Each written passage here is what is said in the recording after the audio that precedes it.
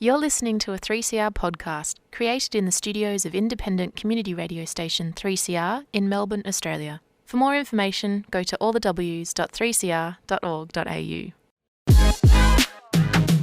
3CR is radical radio, and that means more than just alternative current affairs and political coverage. We're radical because we're an independent media outlet, owned and operated by the community. We're radical because we give communities the control of their own shows, with their own music, in their own languages. We're radical because we provide a media platform for communities to build their own power to create social change. Become a subscriber and support Radical Radio.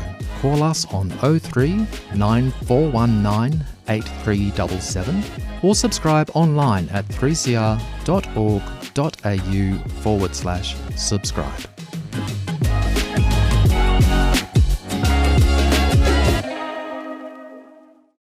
Sorcerer of death's construction,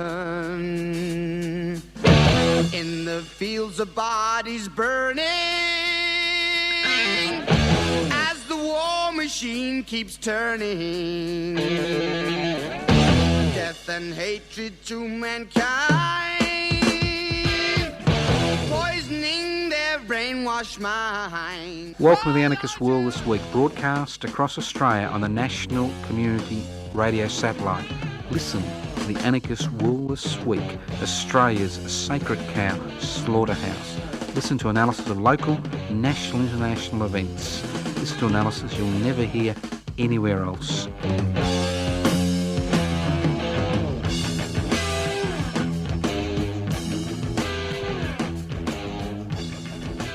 Welcome to the Anarchist World This Week, broadcast across Australia, courtesy of the Community Radio Satellite. My name's Joseph Toscano. I'm the host of the Anarchist World This Week. This program is coming to you from the studios of 3CR in Melbourne. That's 3cr.org.au. The program is podcast. You can access the podcast by going to 3cr.org.au. Well, isn't that wonderful? Here we are, broadcasting once again. I think this is the 47th year of the Anarchist World This Week. You'd think I get it right sooner or later. Now, if you're wondering what anarchism is all about, anarchos without rulers. It's about creating a society without rulers, not like our political, idiots think that it's without rules, every man and woman for themselves. It's without rulers. What gives rulers the ability to determine the lives of billions of people as we see around the world every day of our lives? Inequalities in power and wealth. So the anarchist struggles, the struggle to devolve power, share power, possibly through direct democratic means. It's a society where wealth is held in common and wealth is used for the common good. Simple concepts which human beings have been striving to achieve since time immemorial. Very simple concepts, nothing radical about it. What's radical is giving leaders or rulers, more likely rulers, the power to determine your life. Sitting on the sideline, waiting for a handout, whether it's a philosophical handout, a physical handout, or a pat on the head. Because, we, treasure this ruler or that ruler. Give me a break. That's radical shit. Anarchism is very conservative concept, exceptionally conservative concept. It may seem radical to those people who exercise power and have wealth, because it means that the power they have and the wealth they have will break down in an anarchist society, will be taken away. Maybe that's why they think it's radical. But ultimately, it's about society as a whole, not every person for themselves. Now, I've been thinking about things for a while, which I do. I like to do a bit of thinking. I don't waste my time surfing the net or actually surfing in the ocean. So, a bit of thinking. And you and I know there's no such thing as an original thought. If you have one original thought in a lifetime on the planet, you're ahead. But I've been thinking about the similarities between the late 18th century and the first half of the 19th century and what's happening in the world today. And the common denominator is how people make a living. Because a revolution in how people make a living is a harbinger of change. And if you look at what happened in the late 18th century and the early 19th century, you begin to understand what's happening today. This was the beginning of the Industrial Revolution, where the feudal system completely broke down, and we saw the rise of the private investment for private profit philosophy. We saw inherited wealth coming under increasing pressure from an increasingly powerful mercantile class. And the Industrial Revolution was just that. It was about how to incorporate people into a changing landscape as far as production was concerned. And what we saw is relationships which had existed for hundreds of years collapse. And they didn't just collapse. What we saw, that rights that people enjoyed were legislated away to force them into the satanic mills, which were being powered by these new inventions or innovations like steam engines. So we saw hundreds of thousands of people being dislocated because there was a major change in how they made a living.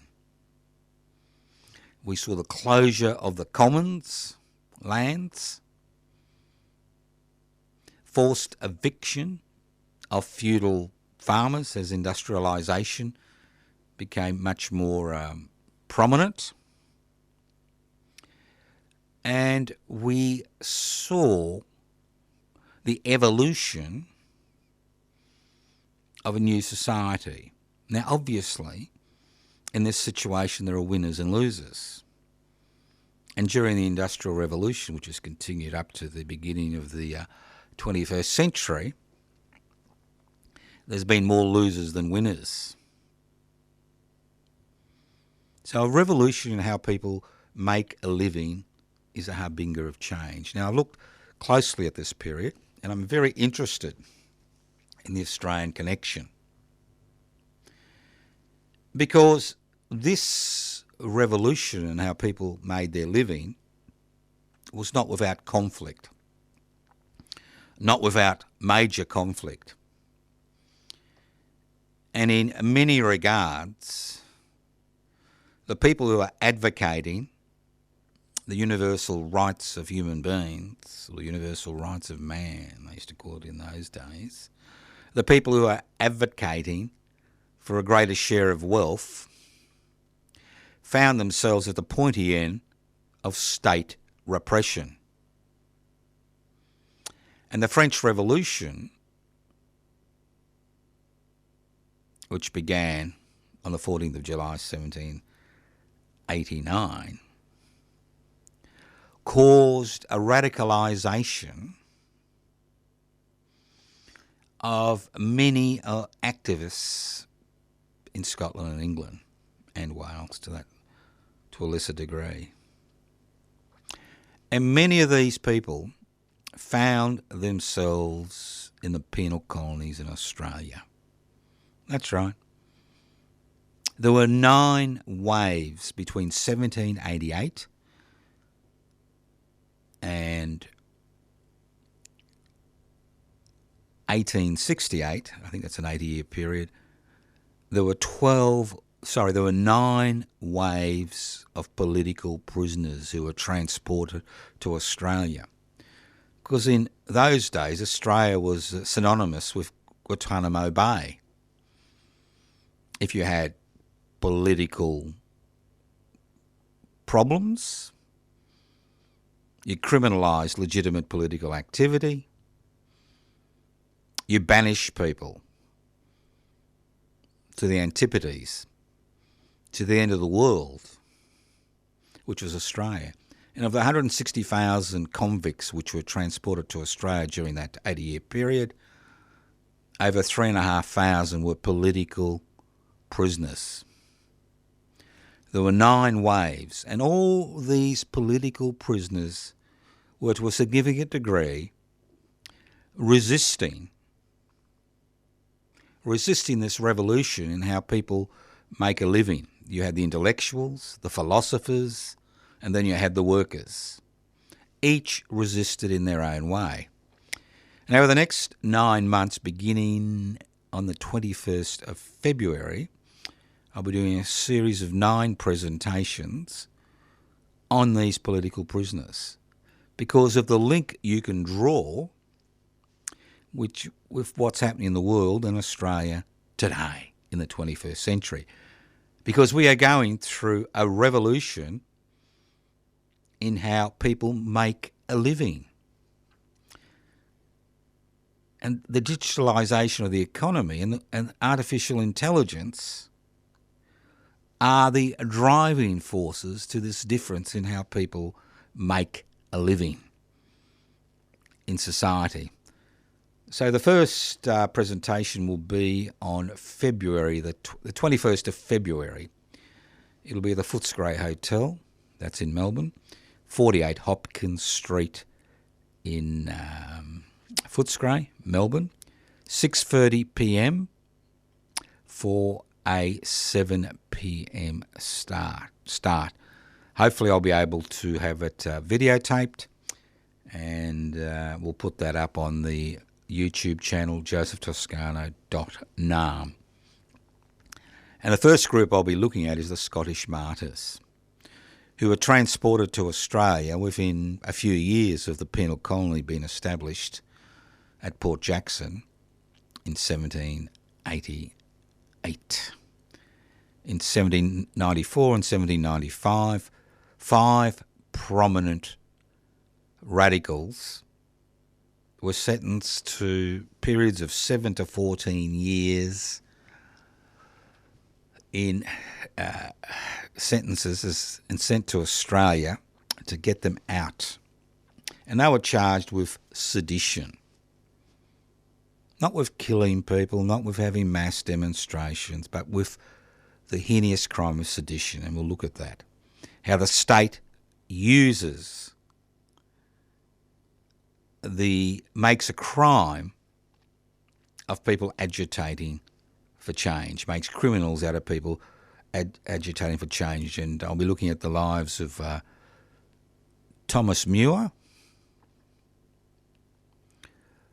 Thomas Palmer, Joseph Gerard, Maurice Margarot, and William Skirving, who were prominent Scottish activists, prominent activists for human rights, who were challenging the system at the very time the French Revolution was occurring in France. So you're all welcome to come. There's no cost. You know, you can buy drinks at bar prices. If you want to eat something, bring food to share. As this is a real pub, they don't actually have any food apart from a bit of packaged stuff. So that's next Wednesday, and that's the first of a series of 9 presentations where I'll be looking at these 9 groups of political prisoners who were sent to the penal colonies in Australia for being involved in the resistance to the revolution which was occurring in how people make a living. Now let's move on. Let's move on to the 21st century. Let's link these two events. Because you see, history isn't something that happened long, long ago, or even a day or a week ago. It's something that happens continuously. and it has a habit of repeating itself. Technology may change, the way people make a living may change, but human needs and human desires don't change. Maybe human desires for particular technological innovation changes, but the actual human desires and human needs don't change. So we are entering a new period, a new revolution in how people make a living. And in many regards, it's very similar to what happened during the height of the Roman Empire over 2,000 years ago. So here we are trying to link what happened in Europe in the late 18th century and early 19th century, what happened in Rome during the Roman Empire 2,000 years ago, and what's happening in the world and Australia in 2024. And it all revolves around how people make a living. Now, those of you who are familiar with Roman history, and again, this isn't some type of PhD analysis, but just a very brief analysis. You had two competing classes, the patricians, who were basically the ruling classes, the plebeians, who provided the labour. As the Roman Empire expanded, it had an increasing number of slaves. That's right, an increasing number of slaves to do the work that the plebeians normally did. But the difference was the plebeians were paid, the slaves weren't. And within a few decades, slavery became the engine room of the Roman Empire. And the plebeians, who still had political rights, found themselves in difficult economic situations. So in order to prevent conflict and revolution, the emperors came up with a brilliant phrase: bread and circuses. The bread was subsidised housing, subsidised food for plebeians. Circuses, we're very familiar with that, was a little bit like Netflix these days, was entertainment at the Colosseum. At one stage, I think there are 234 public holidays in a 365-day cycle. So this is how they resolve that issue. Let's move forward to the 21st century. In Australia today and the rest of the world, we rely, or the majority of people, not everybody, because obviously some people rely on social security benefits to survive, rely on income, which either comes through investment or selling your labour.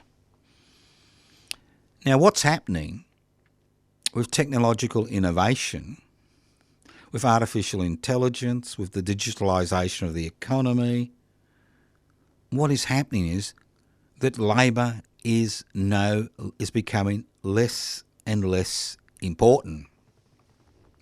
But when you have citizens with rights, especially with voting rights, and they don't have a mechanism by which to earn a living because of the revolution, the technological revolution was occurring as we speak, we have the potential for revolutionary change. Now, those who exercise power, that small section of society that owns the means of production, distribution, exchange and communication, understands this fully. But unfortunately, our political system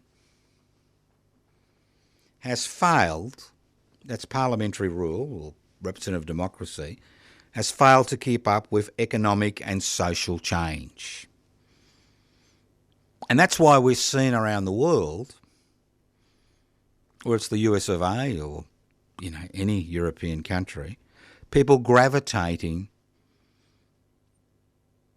to authoritarian rulers who have so-called simple solutions to people's problems. Because the current parliamentary system is no longer able to keep up with the economic and social change which is occurring today as I speak. Way behind the 8 ball. Maybe that's the wrong analogy, but way behind. So what's needed? What's needed to prevent violence? What's needed to prevent increasing rates of hopelessness, increasing rates of despair? Not just economic despair, but an existential despair based on the fact that nothing seems to change. Now, I'm sick and tired of people jumping to their agenda, an agenda which is set every day by the legacy media. It's this today, that tomorrow, but never any push for change, even mild reform. It's all about jumping to the so-called agenda which is set every day by the legacy media. And we shouldn't be actually drawn into that particular strategy. It's a waste of time because there's no focus on the important issues, the central issues. And what we see is the rise of groups who somehow think the problem is related to somebody's skin colour, the language they speak, or their sexual orientation, or whether they're a First Nations person or not. And we see people coalescing into groups which see them as the enemy. There are two exceptionally important issues which need to be canvassed, promoted, and agitated for. Because as artificial intelligence and the digital revolution displace more and more people from paid employment, and we will see this in the next 15 to 20 years, mechanisms need to be built which provide that ability to not only survive and prosper. So two things which we don't speak about in any, important manner, two things we don't speak about are a universal basic income and public housing. These are the two fundamentals which are required in order to ensure that people who are displaced by the revolution which is occurring, the technological revolution that is occurring, in how people earn a living, are looked after. These are the two central issues. Enough public housing so people have secure, stable housing for a percentage of income. They don't have to rely on a private marketplace which is driven by private investment for private profit mentality. And at the same time, they need access to the resources to ensure they can have a reasonable life. So these are the things we should be thinking about in 2024. Not their agendas, which change every day, which never challenge the pillars, the foundations of the society we find ourselves in, which never challenge the failure of parliamentary rule to actually address these issues. Now, these issues will only be addressed by people like you and me and other people who are able to influence.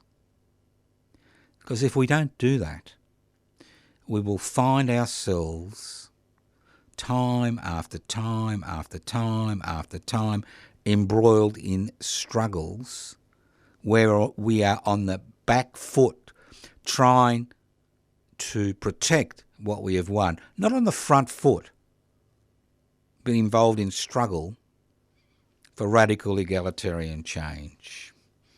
If you are interested, I encourage you to have a look at the Public Interest Before Corporate Interests webpage, pibci.net, or have a look at the Public Interest Before Corporate Interest YouTube channel where I discuss many of these issues, because, you can join online. You can join today. Or you can dance to their dance to their tunes, wiggle with the little strings, the little parliamentary puppets pull as you race along and cast another ballot for another representative. Listen to The Anarchist World this week, broadcast across Australia via the Community Radio satellite. My name is Joseph Toscano. I'm hosting today's program. This program is streaming live on 3cr.org.au. The program is podcast. You can access the podcast by going to 3cr.org.au.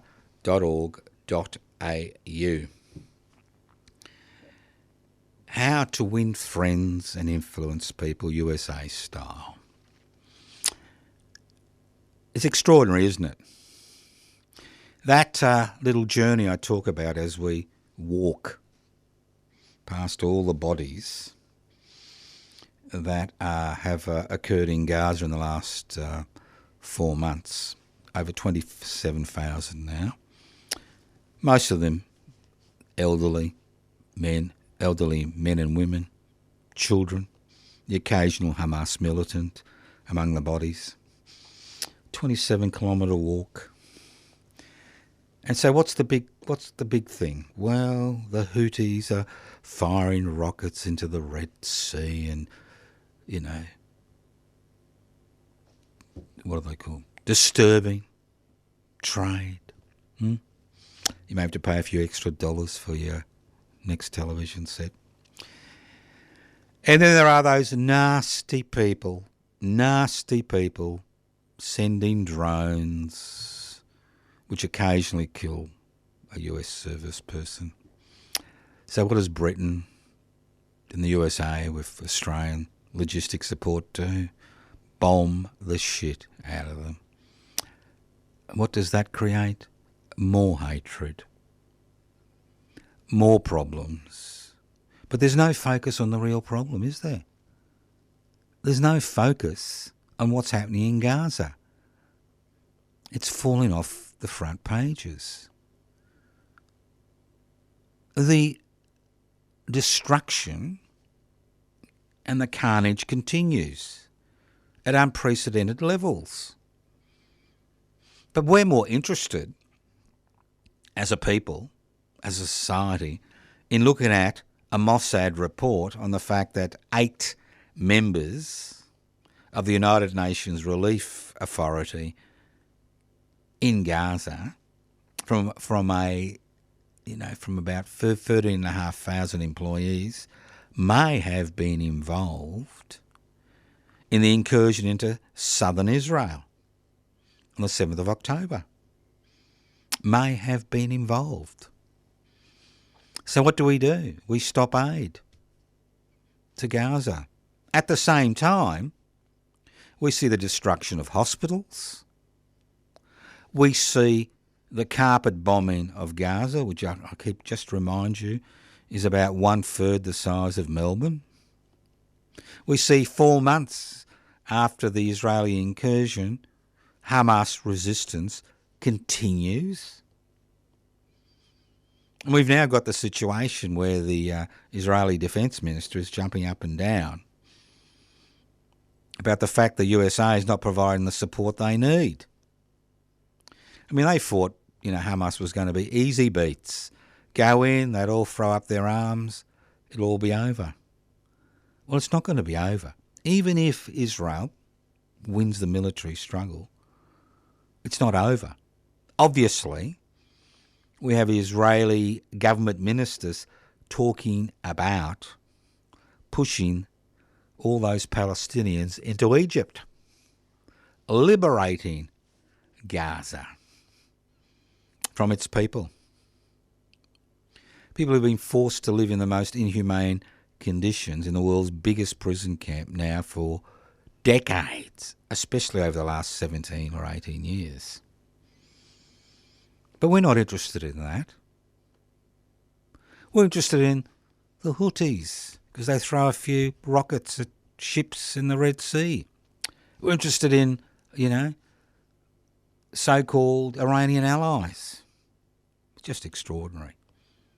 And the carnage continues day after day after day because it's not on the front pages or because it's not the lead news item. You've got 2.3 million people, 27,000 who are already dead. You've got them 80% of the population dislocated, people living a hand-to-mouth existence, people dying of preventable disease, hospital infrastructure or health infrastructure being bombed, bombing campaigns to, kill one Hamas militant, which killed dozens of others, and the list goes on and on. Quite extraordinary. And what do? Well, we've got a Taylor Swift concerts around Australia. We've had the Australian Tennis Open.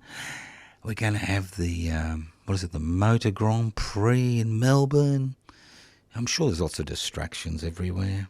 That's the beauty of living in Australia in 2024. We don't really have to care, do we? Do we really have to care? Do we really have to care? Who knows? It is to the Anarchist World this week, broadcast across Australia. And just a little reminder. Here we have Mossad presenting this report to the United Nations and the world about these 8 individuals from 13,500 employees who may have been involved in the incursion to southern Israel, which resulted in the deaths of over 1,200 Israelis. But they had no inkling that thousands of Israeli Hamas militants were going to break out of Gaza. If there is one thing we need to remember, it's their failure of intelligence, their so-called hardline policies, the Netanyahu government, where they're more interested in expanding settlements in the West Bank and Jerusalem than keeping their eye on Gaza, which has led to this situation, which has meant the death of 1,200 Israelis, the death of hundreds of Israeli troops, obviously we don't know how many, which has led to the deaths of over 27,000 Gazans because of a total failure of intelligence. It's the biggest failure of intelligence in the last century. How could such a sophisticated outfit miss thousands of people mobilising to invade southern Israel? And now when it comes to the hostages, apart from the swaps, how many hostages have they saved? None.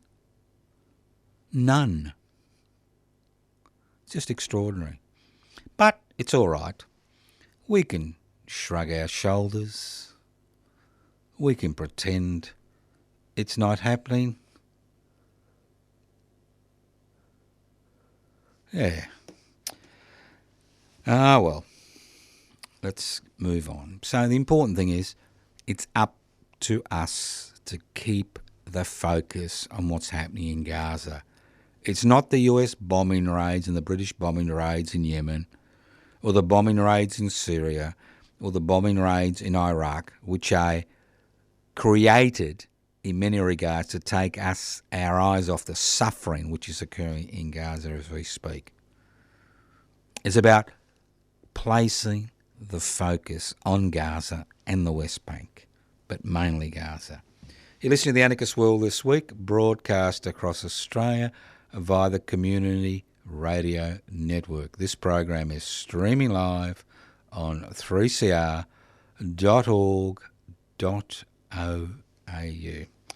All right, let's move on.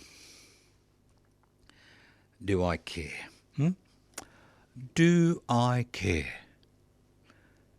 Now, I've heard that a chappie who thinks he's king of Australia has got cancer. I've forgotten his name. You know, he thinks he's king of Australia. He's got cancer. He's 75. You know, I'm 70. What am I? 72 going to 73, I think. You know, he's 75. He's got cancer. Now, this gentleman will get the best care that money can buy. He'll have the best surgeons, the best treatment. He'll even have doctors in-house. Well, look, I'm sad for him as an individual that he's got cancer. Like I'm sad for anybody who has battling what could potentially be a terminal illness. But do I care? Look, I care about what's happening in Gaza. I do care about those thousands of children who no longer will exist, who no longer have the potential to have a life with a little bit of meaning. And I do care about the 20,000 children that will die today somewhere in the world of avoidable illnesses, mainly infection, malaria. And I do care about the type of society we've created in Australia. I do care about that. But do I really care regarding a 75-year-old gentleman who thinks he's king of Australia, as well as Great Britain, being diagnosed with cancer? But it doesn't really matter whether I care or not, does it? Because everybody else seems to care. Wouldn't it be nice if everybody who was diagnosed with cancer had access to the same treatment options? Wouldn't it be nice if the carnage in Gaza stopped because the gentleman who'd been diagnosed with cancer made some oblique comment regarding how unacceptable that situation is? Wouldn't it be nice if we all had access to our own in-house doctors and we didn't have to worry about the costs associated with having cancer? It's not just the fact that you've got a possible terminal disease. The great thing about living in Australia, you do have a public health system, which we fought for now for decades, which provides that care. But what happens to people as far as their income is concerned, their lives are concerned, as they try to struggle through this particular situation? You know, I care about that. But a lot of people are caring about this chappie who thinks he's king of Australia. You got the Prime Minister. You've got the President of the US of A. I don't know if the Pope stepped in. Maybe. Maybe the Pope stepped in. I don't know. You've got the Monarchist Society in Australia, that strange little mob, which is led by Mr. I forgot. Abel Akset, whatever his name is, I've forgotten. You know, just this irrelevant Tasmanian chappie. Mr. Abetz, who used to be a federal politician. His views were so extreme he actually lost pre-selection for the Liberal Party, believe it or not, as if anybody could lose pre-selection for the Liberal Party because of their extremist views. So I'll leave it up to you. See, God is now punishing me for raising this issue. Or the gods. Yeah, you may care. Do I care? Who knows? You listen to the Anarchist World This Week, broadcast across Australia via the Community Radio Network. Now, you know we're having a very important presidential election in the next few days with our nearest neighbour, Indonesia.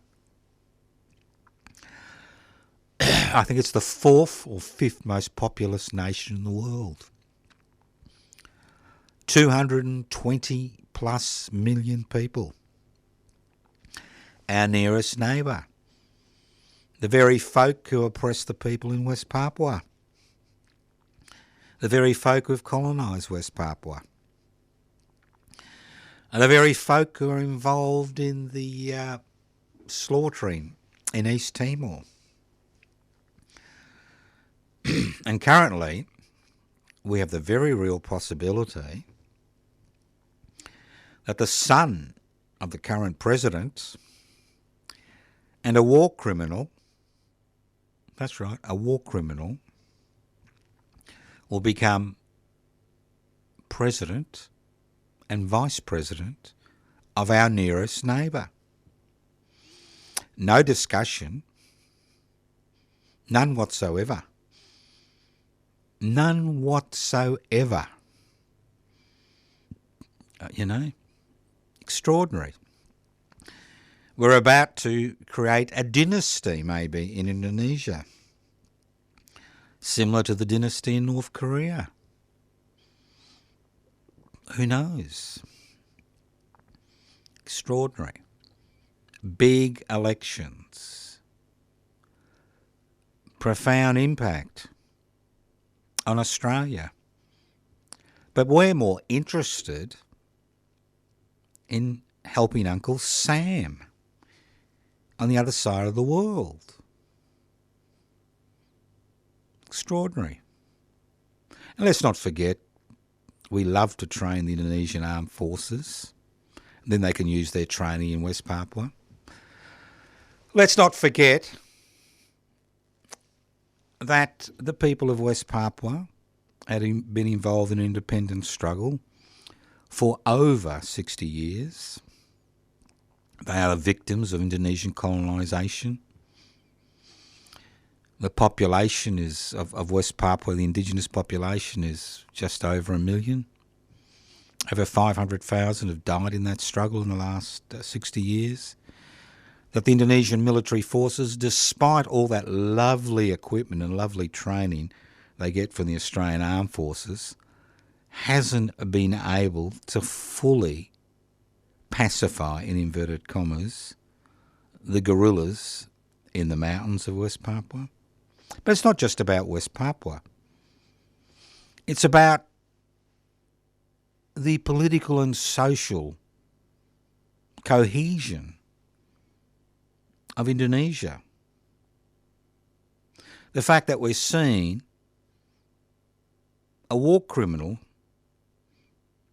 being most likely elected as president, and the current president's son elected as vice president of the 4th most populous nation on earth, Indonesia, our nearest neighbour. After Papua New Guinea, obviously. They're our nearest neighbour. They're 3 kilometres away from the island of Sabah. Indonesia's about 70 kilometres away, West Papua, from Australia. So keep your eyes and ears peeled and open, eyes open, ears peeled, to see what's happening in Indonesia. Because remember, I know you all love your Bali holidays, but the fact is, this is a country that has a history of slaughter, a history of mass murder. Just let's not forget that in the early 1960s that over 1 million, some people say 2 million Indonesians were slaughtered within a 6 to 8 week period because they were supposed to be communist supporters. Let's not forget that history, which is never spoken about. In Indonesia, I think it used to be a criminal offence. The tens of thousands of political prisoners who rotted in jails for decades under the Suharto regime. So are we moving back into that type of situation where a number of privileged families run Indonesia, as we see in the Philippines?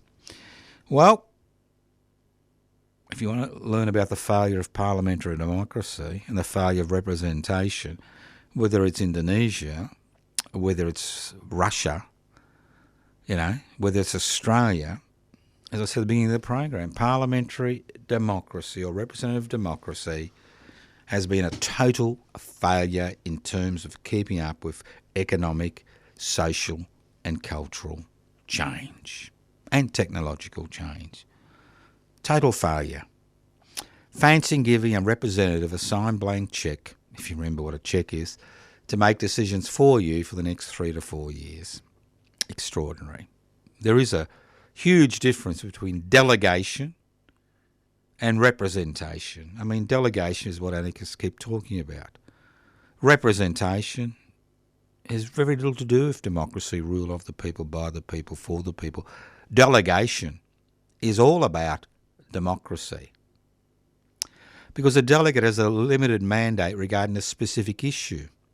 Instead of representatives making that issue, making that decision, delegates take the decision of a larger body to a coordinating meeting.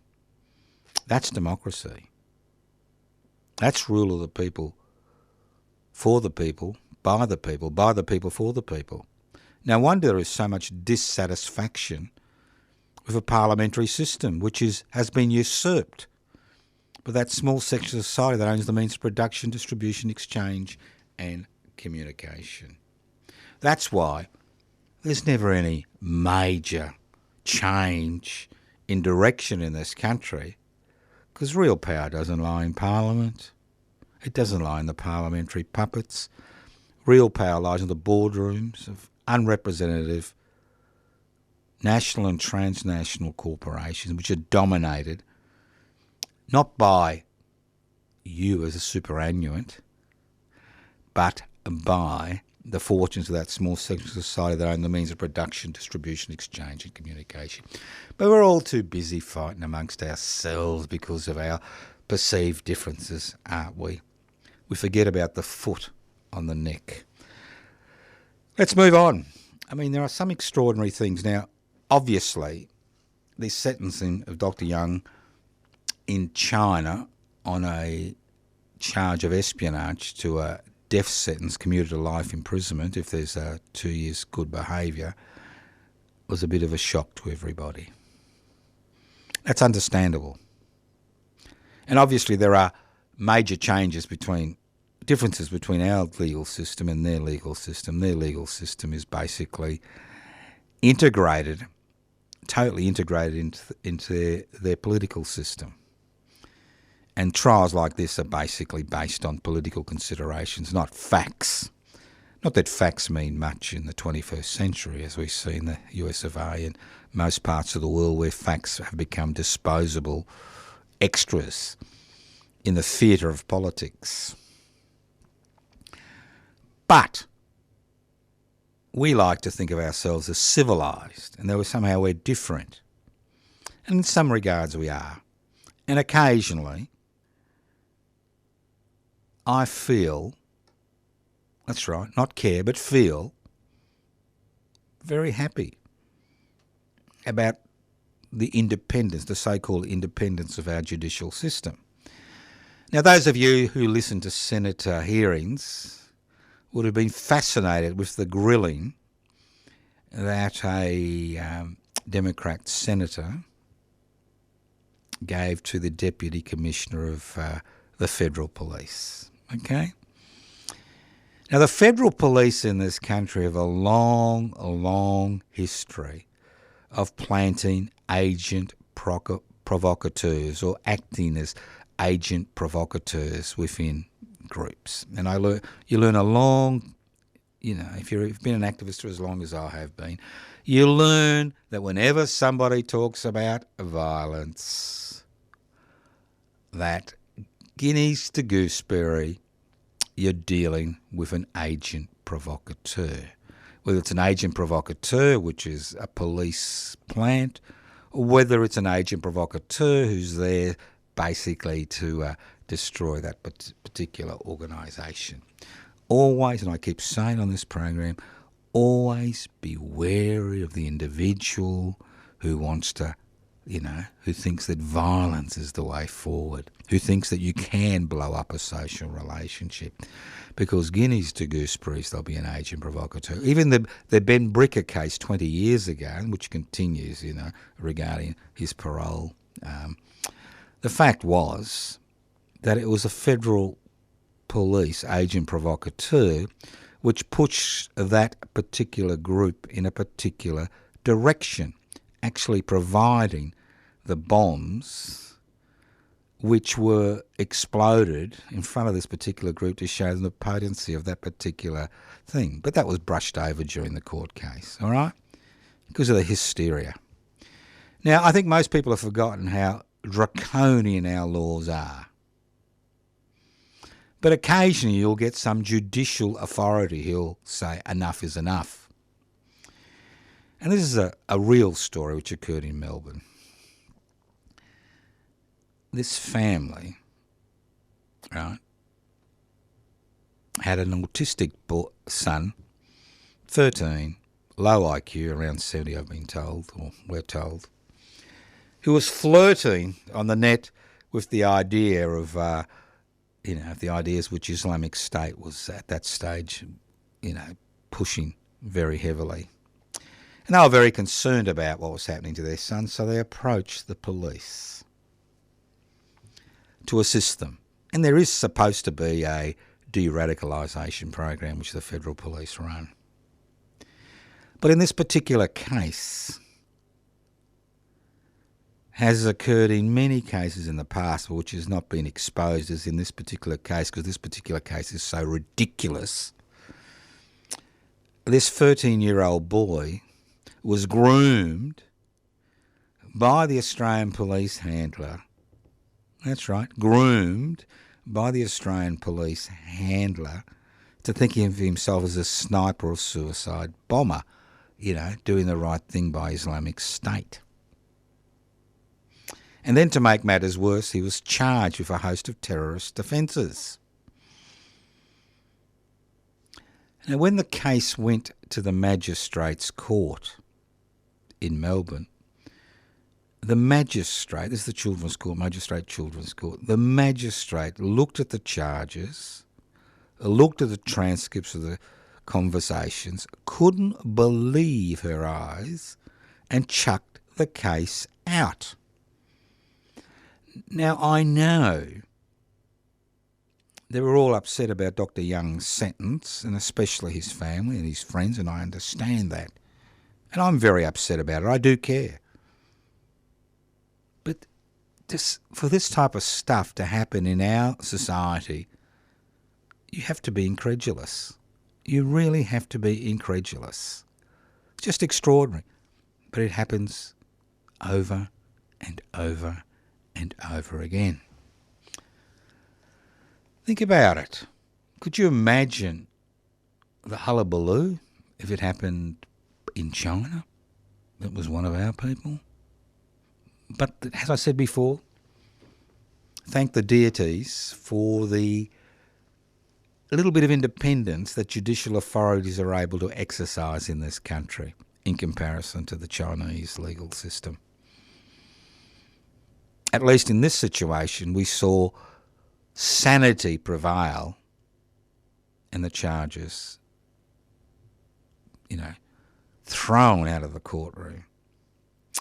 You've been listening to The Anarchist World this week, broadcast across Australia via the Community Radio Network. My name's Joseph Toscano.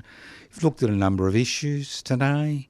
As I said at the beginning of the program, I'm not interested in their agenda. I'm interested in our agenda. Our agenda is about promoting change. It's not about reacting to them. Every time we react to them, we are basically wasting our time. We need to start promoting our agendas. So don't forget the talk or presentation on the 21st of February regarding the Scottish martyrs who were sent here as prisoners for sedition and the link it has with 21st century Australia. Thank you once again for listening to The Anarchist World this week, broadcast across Australia via the Community Radio Network. you can leave messages on 0439 395 489. If they're rude, I'll delete them. You can email us at anarchistage@yahoo.com or info@pibci.net. You can join public interest before corporate interests. There's so many web pages, so many things. You go to the YouTube channel, Public Interest Before Corporate Interest, another YouTube channel, josephtoscano.nam. It just goes on and on and on. You know what I think about social media. I know you've all got click activism, but rest that finger. Get out on the streets. Listen to The Anarchist World this week on your local community radio station next week. Thank you once again for having the patience of listening to The Anarchist World this week, courtesy of the Community Radio Network on your local community radio station. Evil minds that plot destruction, sorcerer of death's construction. An analysis you'll never hear anywhere else. Anarchist World this week. Australia's sacred cow slaughterhouse. 10 a.m. every Wednesday. Listen to The Anarchist World this week for an up-to-date analysis of local, national and international events. Poisoning their brainwashed minds. Oh, Lord, yeah.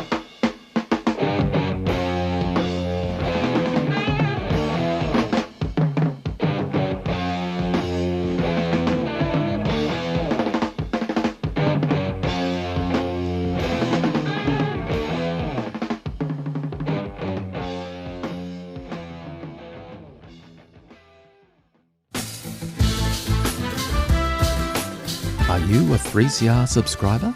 We really need our listeners to subscribe to the station. It helps us remain financially independent and is an important part of our community governance. It's just $40 concession, $80 waged, $150 for a band or organisation, and $300 solidarity. Become a 3CR subscriber today. 3CR Radical Radio.